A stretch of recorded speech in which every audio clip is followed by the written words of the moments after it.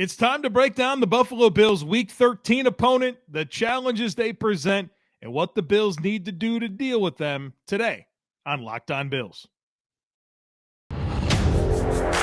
You are Locked On Bills, your daily Buffalo Bills podcast. Part of the Locked On Podcast Network, your team every day.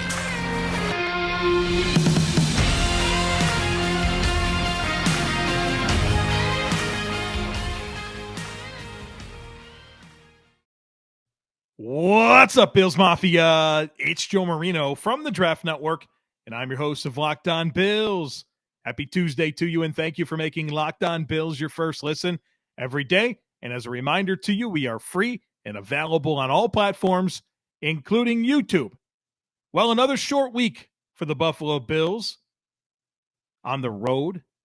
AFC East opponent. The Bills still looking for their first win in the division this season. Their first opportunity to get that, or their next opportunity to get that, comes this week as the Bills kick off a 3-game stretch against AFC East rivals. Let's talk about this next one. The Buffalo Bills on the road, Week 13, for a date with the New England Patriots. The game will be played on Thursday, December 1st at 8:15 p.m. Eastern Time at Gillette Stadium in Foxborough, Massachusetts. The game will be broadcasted on Amazon Prime. Al Michaels is on the play-by-play. Kirk Herbstreit is the game analyst, and Kaylee Hardung is the sideline reporter. This will be the 126th all-time meeting between the Bills and Patriots. The Bills have a 47-77-1 all-time record against New England, but they have won 4 of the last 5. The last meeting between the Bills and Patriots, of course, was in the wild card round of the playoffs last year, when the Bills became the first team in NFL history to not attempt a field goal, punt, or commit a turnover in a single game. Of course, 5 Josh Allen touchdown passes in a 47-17 win over the Patriots that ended their season, something that I'm sure will loom heavily on the mind of the Patriots on Thursday. The Bills enter this game 8-3. The Patriots are 6-5. Their 6 wins came against the Steelers, Lions, Browns, Jets twice, and the Colts. Their 5 losses to the Dolphins, Ravens, Packers, Bears, and Vikings. Head coach of the New England Patriots is Bill Belichick, 70 years old. He's in his 23rd season as head coach of the Patriots and 28th overall as an NFL head coach. Has a career record of 296 and 148, 31-13 in the playoffs, 6 Super Bowl championships as a head coach. He's challenged 127 career plays, 151 of them, but I found it interesting that he's only challenged 1 play over the last 2 seasons. The quarterback for the New England Patriots is Mac Jones, 24 years old, 6'3", 217 pounds. Was the number 15 overall pick in the 2021 NFL Draft out of Alabama. He started 25 games to this point, and the Patriots have a 14-11 record in those 25 starts. So far in 2022, he's completing 69% of his passes, 221 yards per game, 6 touchdowns, 7 interceptions, and a passer rating of 87.3. His metrics are fascinating. Let's dig into them. And I will tell you that these metrics factor in all 38 NFL quarterbacks that have dropped back to pass at least 119 times this year. So a pretty big sample size of data. His average time to throw, 2.69 seconds. That's 20th in the NFL. 43% of the time he gets it out in under 2.5 seconds. 57% of the time gets it out in over 2.5 seconds. Now, when he gets it out under 2.5 seconds, he completes 73% of his passes, 5 yards per attempt, and a passer rating of 85.6. When he holds onto the ball for over 2.5 seconds, he completes 66% of his passes, 10 yards per attempt, and a passer rating of 89.8. And so the story that those numbers tell me, and of course, from watching Mac Jones over the last several years, including his time at Alabama, is Mac Jones. There's 2 things that's true about Mac Jones. One, he's very good at throwing the deep ball. He's the type of player that throws that 9 route very, very well. He can drop it in the bucket. And so they've got a little bit better weaponry around him this year with the addition of Devontae Parker as a vertical threat. And they're willing to kind of use him down the field in addition to Nelson Aguilar. And they have a young player in Tyquan Thornton. We'll talk about them in just a moment. So they've got some vertical receivers in ways that they didn't last year. And so he's been able to challenge defenses vertically a little bit more. The other thing that's interesting here is that Mac Jones is not necessarily a player that likes to have his process hurried. And I think that's why you see such a low average yards per attempt when he throws the ball in under 2.5 seconds. That's not something he likes. We'll talk a little bit more about that as we move along, but those are two things to just kind of have in your mind as we continue this discussion on Mac Jones. His average depth of target is 7.9 yards. That's 23rd in the NFL. 14.5% of his attempts are 20-plus down the field. That's in the top 10. That's 9th in the NFL. So there's a level of frequency that he throws the ball down the field. He's willing to push it. Now, when he targets somebody 20 yards or more down the field, he's completed 16 of 34 attempts for 332 yards, 2 touchdowns, 3 interceptions, and a passer rating of 76.2. That passer rating of 76.2 is 25th in the NFL on deep throws. Play action, not a big part of what they do. Only 17.2% of dropbacks. That's 31st in the NFL. Now, his splits are a tick better with play action, but the notable aspect of this number is just kind of a surprising lack of frequency from the New England Patriots to utilize Mac Jones in the play action passing game. 14% of his passes are screens. That's a high amount. 9th in the NFL. Now, these pressure splits and these blitz splits is where things get really, really interesting.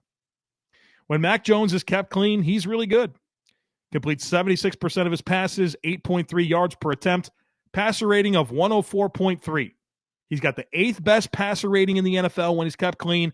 Number 2, completion percentage at 76%. Mac Jones will find completions. He will do it. So if you want to have a long day on defense, don't get pressure on him. Now, if you want to have a lot of success against Mac Jones, you'll get pressure on him. Look at these numbers. When Mac Jones is pressured, he completes only 45% of his passes, 5 yards per attempt, and a passer rating of 27.6. That passer rating of 27.6 under pressure, dead last in the NFL. Literally the worst. So he's top 10 in passer rating, actually top 8, right? Top 8 in passer rating when he's kept clean, dead last when he's under pressure. Contrasting when he's kept clean versus when he's under pressure, the completion percentage falls 31%. He loses 3.3 yards per attempt, and his passer rating drops 76.7 points. Those are stark splits. That's a big-time difference. Like I said, Mac Jones will find completions if you don't pressure him, and he'll make it a long day for your defense. You have to get pressure. And guess what? I have good news. It's good to blitz Mac Jones. It's good to blitz him. He's not fared well against the blitz this year at all. When Mac Jones is not blitzed, he's really good. 73% of his passes are completed, 7.8 yards per attempt at a passer rating of 95.8. That's the number 1 completion percentage in the NFL when he's not blitzed, and 8th in passer rating. Very good, right? When he's blitzed, the wheels come off again. He completes 54% of his passes, 6.6 yards per attempt, and a passer rating of 56.3. So he's 36 out of 38 in completion percentage at 54% when he's blitzed, and dead last in passer rating at 56.3. You have got to get pressure on Mac Jones, and you can do it courtesy of the blitz.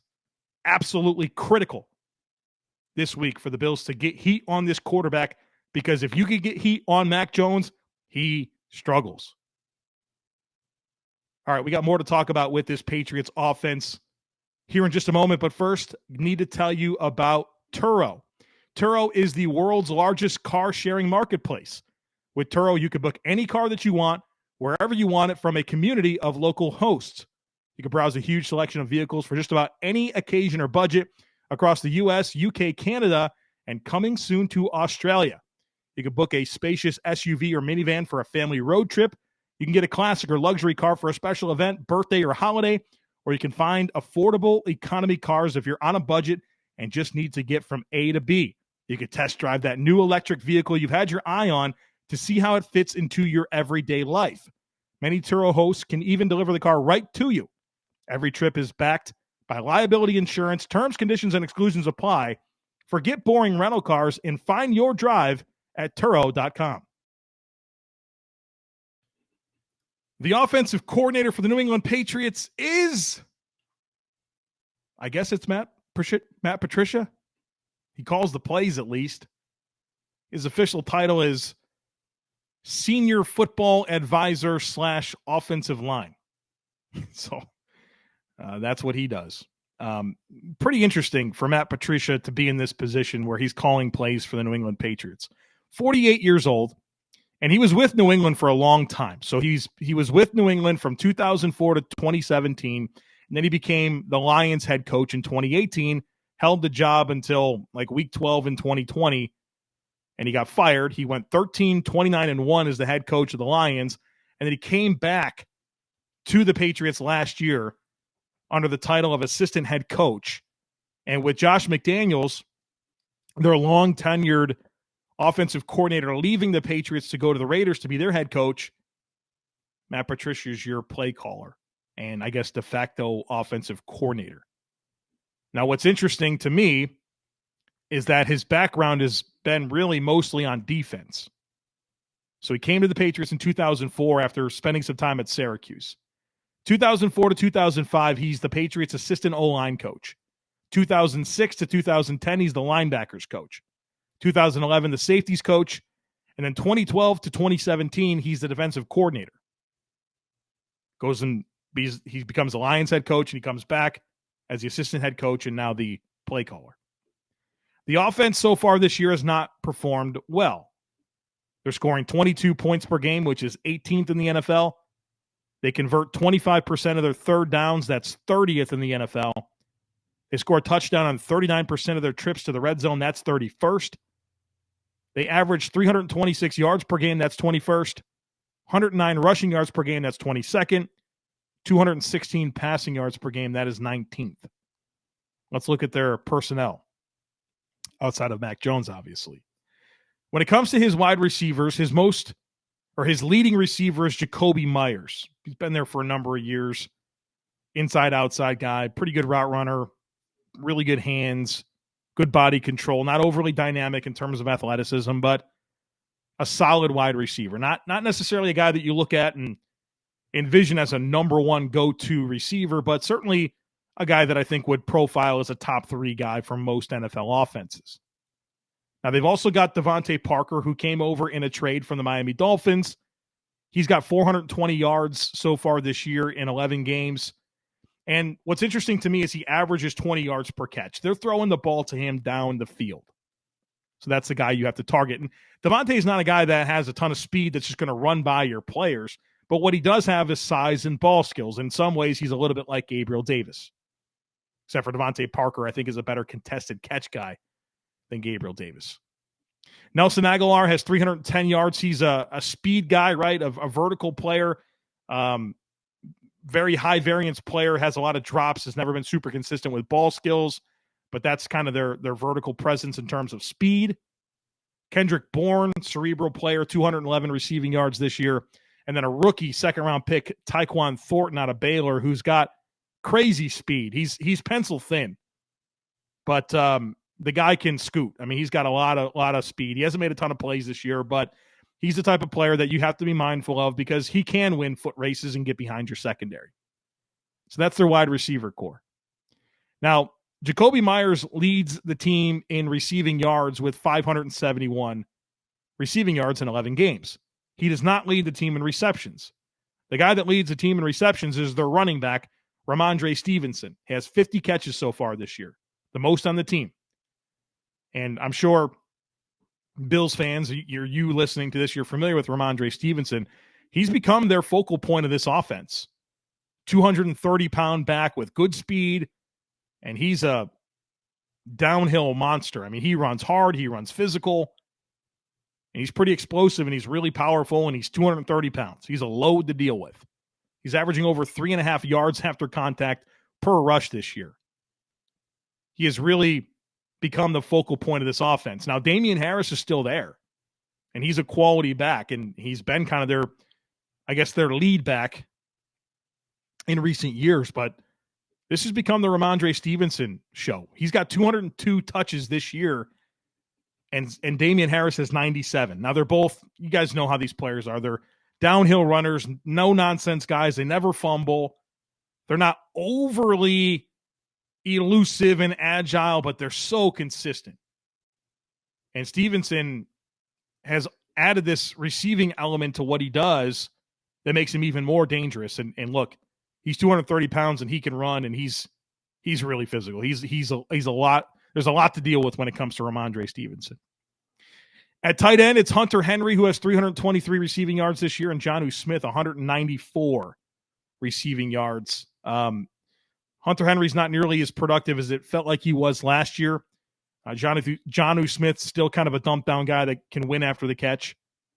But I think what's interesting about all these players is, look, nobody's having that big of a season. Their offense has struggled this year for the most part. They look really good against Minnesota on Thanksgiving night. But for the most part, this has been a lackluster offense. But what I think could make it a little bit tricky to deal with is, at least in the passing game, is that there's not a go-to guy, right? There's not really a super defined pecking order. It's not like you have 2 or 3 guys to deal with. You got like 6, right? They're going to throw the ball to a lot of different guys, 4 different receivers, Ramondre Stevenson, 2 different tight ends. There's a lot of players that you have to account for. Now, none of them are stars. Maybe Stevenson's kind of trending that way. There's no Justin Jefferson here, but Mac Jones will spread around the football. So you kind of have to play sound, disciplined defense, even if it's not because they're this dynamic offense that has Tyreek Hill and Jalen Waddle, if you will. Hopefully that makes sense. Their offensive line is interesting. Left tackle is Trent Brown, quality starter, been there for a long time. Their left guard is a rookie, Cole Strange, their first-round pick. He's had an up and down season and really a lot of down, to be honest with you. A lean player, somebody that you feel like you can kind of play through. And I think they kind of envisioned being more of a wide zone offense, and they wanted this athletic type player to come in and be that athlete that they really haven't had up front, and they've really kind of went right back to being a power run scheme. But he's their left guard, and I think that's an opportunity for the Bills to win some matchups. Their center is David Andrews. We'll see if he plays. He's had a thigh injury of late. If not, James Ferentz will get the nod, and he's actually played pretty well. I think he started like 4 games this year for David Andrews and has fared quite well, to be honest with you. Michael Onwenu is their right guard. He's a plus starter, quality offensive lineman, big, massive, physical, powerful dude that can create a lot of movement up front. Tough to get around in pass protection. Then their right tackle is another opportunity for the Bills to get some wins. Yodny Cajuste. He was a 3rd-round pick in 2019. Had some injuries. Hasn't really played much at all until this season. Really got his first ever snaps last year in 2021 after being drafted in 2019. He only played 81 offensive snaps. And then so far this year, he started 3 games and has had some challenges in pass protection. And so I remember watching Yodny Cajuste at West Virginia. There was some things to like about him. He's a physical player, but he wasn't very polished. And now he's kind of having to step in because Isaiah Wynn, their preferred right tackle, is injured right now. So they've got some nice pieces here in Trent Brown and David Andrews and Michael Onwenu, but those other 2 guys, Yodny Cajuste and Cole Strange, feels like your real opportunity to get some one-on-one wins. So what are my keys for the Bills on defense against the Patriots on offense? Well, number 1, Ramondre Stevenson. This offense now runs through him. He's their lead ball carrier by a good clip, and he's got the most receptions on the team. He's a dependable player. He never fumbles. I mean, I don't know how many more flowers I have to give him. He's a big, physical, explosive back for his size that can catch a football and run between the tackles. He's a load to deal with. Number 2 is light Mac Jones up. You have to. This guy cannot handle pressure, and he struggles. He struggles more than any other quarterback in the league against the blitz. So, Leslie Frazier, time to get in your bag and figure out how you can put stress on their protection and get after Mac Jones. Because if you don't pressure Mac Jones, he will find completions. That's a problem. So you got to be ready for them to counter with some screen, right? We know that that's a high percentage of what they do to begin with. But you have got to get pressure on Mac Jones. You have to affect him. If you don't, he's a really good quarterback. If you get pressure on him, he crumbles. Get pressure on him. And you're going to have to do that without Von Miller. Be willing to blitz. Send Matt Milano. Send Tremaine Edmonds. Send A.J. Klein. Ed Oliver, need another big game from you. Jordan Phillips, let's go. Need you back, Greg Rousseau and A.J. Epinesa. This front seven has to get after this quarterback, because if you can affect him, he's going to struggle. Number 3 is win the ball. Win the ball in the air. They're going to give Devontae Parker and Jakobi Meyers chances to play the ball in the air, and they've been very good at that. Mac Jones is willing to find matchups in man coverage or, wherever there's leverage and give his guys a chance to go make a play on the ball. And Parker and Myers have combined to have a 62% win rate in contested situations. That's very good. And so for a Bills defense that has not played the ball well in the air this year, I'm sure that they're going to be looking for some opportunities to go after Dane Jackson or go after DeMar Hamlin or whoever they feel like they can position their guy in Parker or Myers, who is good at playing the ball, against the Bills. And then number 4, this team offensively has been very, very bad situationally when it comes to the red zone and third down. They are 30th in the NFL in converting third downs. They're 31st in scoring touchdowns in the red zone. It has to stay that way. This isn't the week where they can all of a sudden figure out their third down offense and their red zone offense. Limit them to 3 and get off the field when you get them in third downs, because that's been the story for them all year long. Don't let that all come together this week. We're going to shift our attention to the defense here in just a moment, but first, this episode is brought to you by Audible. Audible is releasing a slate of new football podcasts that we're sure you're going to love. You can find Block Forever now wherever you get your podcast. Block Forever is a brand new podcast from former All-Pro Ryan Khalil and Audible. Khalil takes the conversation about football to the next level. He gives football fans an insider's look at the game through the eyes of the greatest players and personalities of all time. New episodes of Block Forever will be recorded and released every week ahead of Thursday Night Football, and it's available for free on Audible or wherever you get your podcasts. Catch the full Block Forever series available anywhere you get podcasts, everywhere now. Audible, get in the game. Let's talk about this Patriots defense that doesn't actually have a defensive coordinator, but we presume that it is Steve Belichick, Bill Belichick's son, but we know that Gerard Mayo and Bill Belichick himself has a lot of influence on the unit. So far in 2022, they're giving up 18.4 points per game. That's 6th in the league. 308 yards per game. That's 5th. 109 rushing yards per game. That is 9th. 198 passing yards per game. That's 9th. They allow a first down on 39% of the third downs that they face. That's 10th.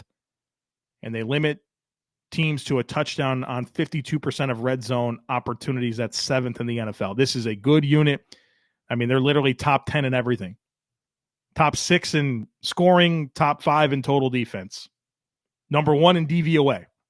If you're a DVOA guy, that they have the highest DVOA in the league. Let's look at their personnel. And what's challenging about their personnel is they play a ton of guys. And not just up front, but also in their back 7. They're going to play so many different players, it's really fascinating. Their interior defensive line, Devon Godchow is their nose. Lawrence Guy, Carl Davis is going to get some run. These are all physical, stout run defenders. They occupy space. They play with extension, and they allow the second level to get downhill.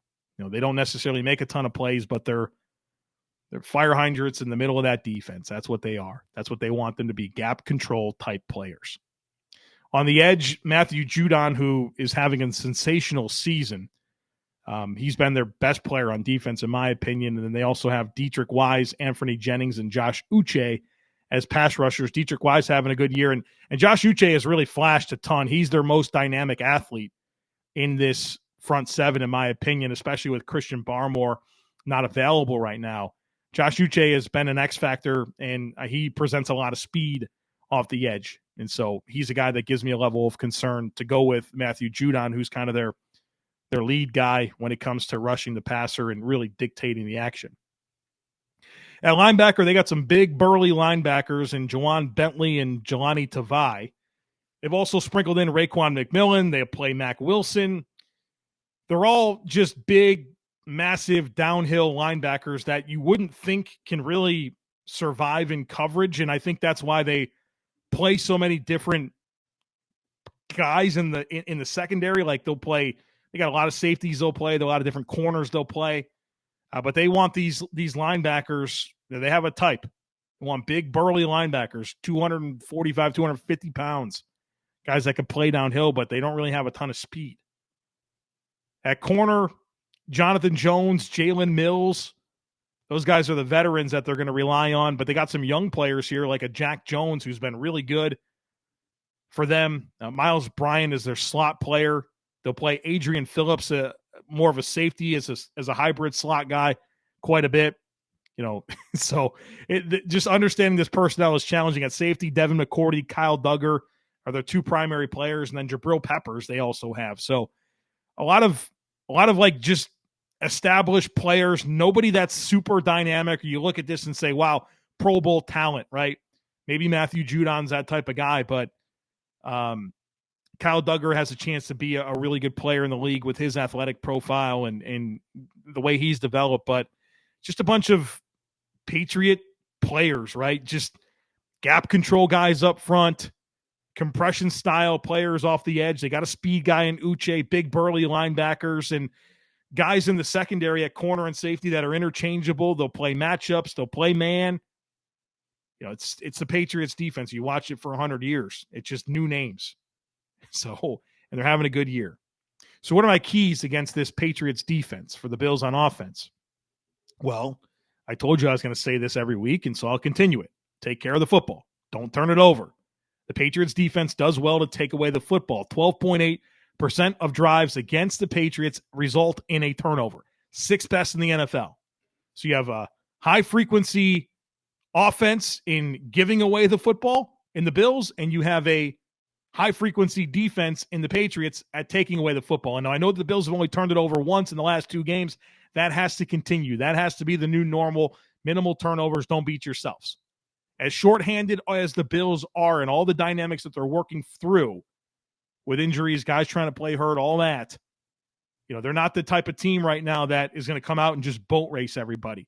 And so it goes back to being smart and playing fundamental football. And that, of course, always starts with taking care of it and not giving it away. And the Patriots are good at getting takeaways. Number 2 is have answers for pressure. The Patriots pass rush is outstanding. They have the second highest pressure rate in the NFL and the second highest sack rate in the NFL. They get pressure, they get the quarterback down. So this is going to put a lot of stress on the Bills' offensive line to be sound. But I think the most stress goes back to Josh Allen.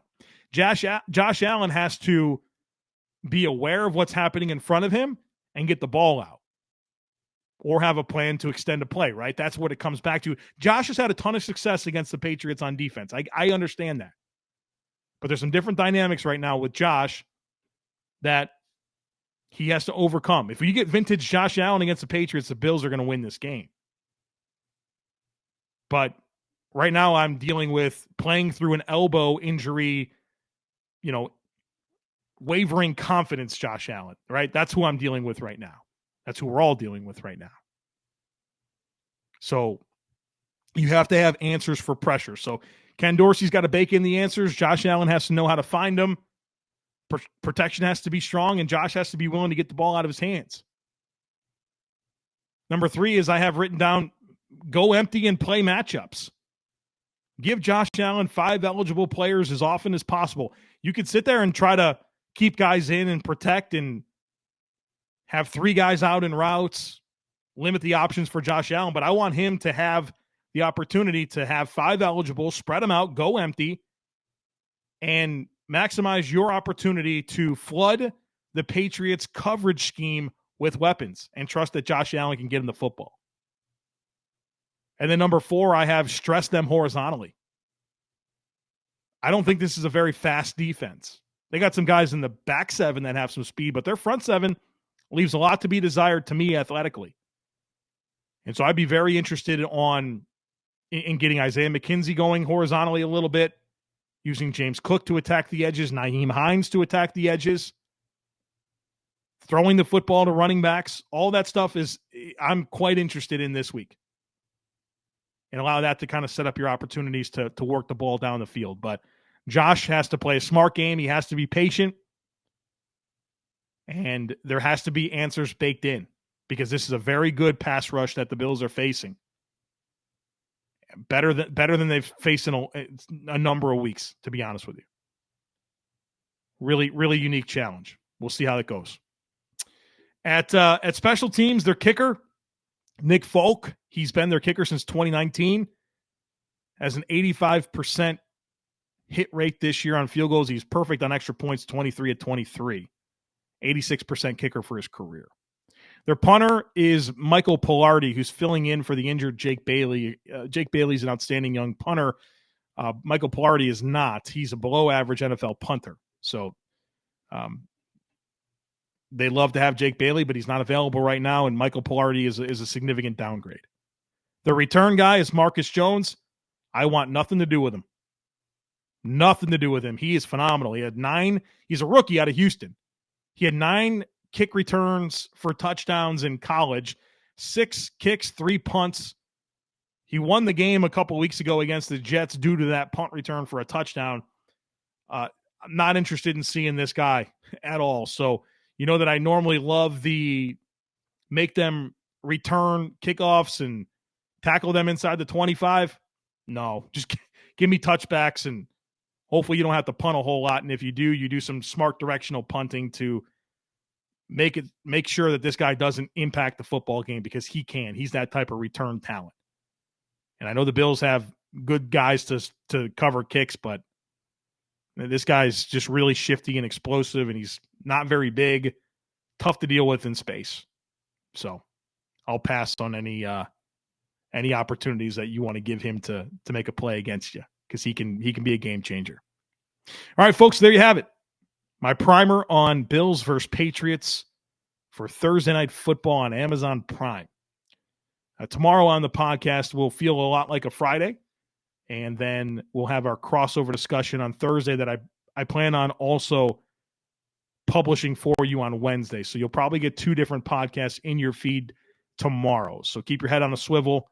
Make sure that you're subscribed. Would love it if you took a second to rate, review, and share the podcast. Have a great rest of your day, and I look forward to catching up with you again tomorrow.